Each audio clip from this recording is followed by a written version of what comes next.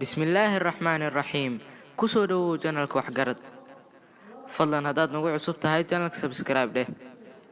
Dal kasta waxa uu leeyahay dhaqano, caadooyin iyo shuruuc u degsan oo aanay la yaab ahayn, balse markii loo eego dalalka kale ay la yaab ka tahay. Dalka Shiinaha waa dambi inaad dhasho hal ilmo wax ka badan.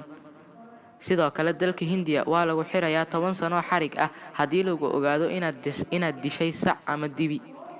Dalka Ruushka waxaa ka mamnuuc ah in gaari wasakh ah ama nadiif aan ahayn aad ku dhex wado Moscow dhexdeeda. Haddii lagu qabtana waxaa lagu ganaaxayaa $100. Haddaad bixin weysana waa lagu xirayaa. Sanad kasta marka uu dhamaado, gabadha aad qabto waxaad siinaysaa meherka sanadka, waana qaynuun u degsan dalka Kuuriyada Waqooyi. Gabadha waxay ka dhigan tahay inaad sanad heshiis guur ah la gashay. Haddii aad bixin weyso waa lagaa furayaa iyadoo ganaax iyo xarigna la iskugu kaadarayo. Dalka Australia waxaa iyana mamnuuc ah inaad ice cream ku dhex cunto banaanka hortooda ama jidka. Dalka Mareykanka, gobolka Montana State, haddii gabadhu furto mobilka ninkeeda, waa dambi lagu ciqaabayo sharciga gobolkaasi oo maxkamad lagu tagayo, xarig iyo ganaaxna ay ku mutaysanayso.